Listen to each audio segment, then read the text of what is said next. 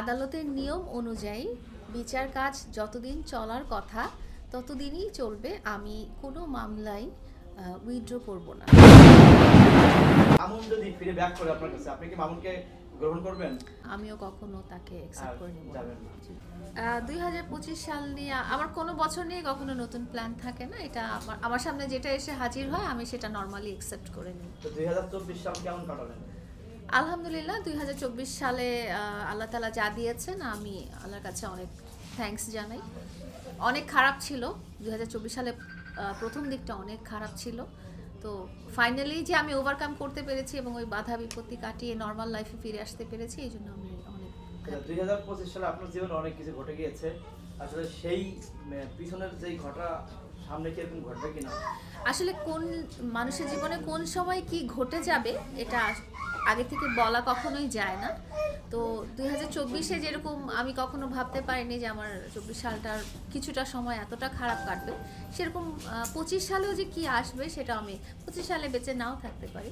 এটা আল্লাহ তাআলা যেটা লিখে রেখেছে। আচ্ছা, আপনার কাছে প্রথমে জানতে চাই 2024 সালে যেমন ছিলেন 2025 সালে একটা ভিন্নতা চলে আসছে আপনার, বিশেষ করে লুকটা চেঞ্জ হয়েছে, আসলে এর পিছনের কারণটা কি? লুকটা চেঞ্জ হয়েছে বিকজ আমার বয়স 1 বছর বেড়ে গেছে। সময়ের সাথে সাথে ডিফারেন্ট লুক তো মানুষের হয়। সো এটা আলাদা করে বলার কিছু নেই। না, অনেকেই বলছে যে লায়লা আপু অনেক সুন্দর হয়েছে আগে থেকে, এবং আগে থেকে আবার স্মার্ট হচ্ছে। আসলে এই যে স্মার্ট হওয়াটা, সুন্দর হওয়াটা, এর পিছনে কোনো রহস্য আছে কিনা? এর পিছনে রহস্য হচ্ছে আমার মাথার মধ্যে ওই টেনশনটা নাই। আগে একটা টেনশন কাজ করতো তো সব সময়, যে এখন কি হবে, তখন কি হবে, এখন কি করব, এই সমস্ত টেনশনটা নাই। এই জন্য আমাকে নর্মাল লাগতেছে। আগে আমি সবসময় একটা টেনশনে থাকতাম, তো ওই টেনশনটা নাই আসলে। টেনশন মানে কি? মামুনের টেনশন? তখন লাইফে অনেক কিছুই হয়ে যাচ্ছিল, তো সবকিছু মিলায় একটা আলাদা টেনশন কাজ করছিল আর কি। আচ্ছা, এখন আপনার জীবন থেকে কি মামুন পুরো মানে চিরতরে সরে গেছে, নাকি এখনো আপনার লাইফে আছে? ব্যক্তিগতভাবে একেবারেই সরে গেছে।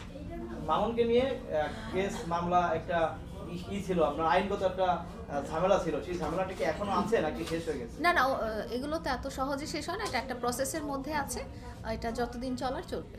মানে কতদিন নাগাদ চলতে পারে এটা তো ওই যে আদালতের নিয়ম অনুযায়ী চলবে আর কি। মানে আপনি কতদিন চান? মানে যতদিন চলার কথা ততদিন চলবে।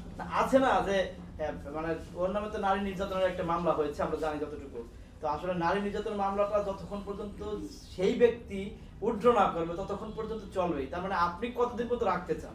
এটা আদালতের নিয়ম অনুযায়ী বিচার কাজ যতদিন চলার কথা ততদিনই চলবে। আমি কোনো মামলায় উইথড্র করব না। আচ্ছা, তার মানে মামুনের যেই মামলাটা সেটা মামলার গতিতেই চলবে, আপনি উইথড্র করবেন না? জি। আচ্ছা, এখন আরেকটা প্রশ্ন করি আপনাকে, মামুন যদি ফিরে ব্যাক করে আপনার কাছে, আপনি কি মামুনকে গ্রহণ করবেন? আপনার কোয়েশ্চেনের উত্তরটা হলো সে কখনোই ব্যাক করবে না, এবং সেম আমিও কখনো তাকে অ্যাকসেপ্ট করে নেব না। যাবেন না। আচ্ছা, সাম্প্রতিক আপুর একটা ফটোশুট সোশ্যাল মিডিয়াতে প্রচুর ভাইরাল। আপনি একটা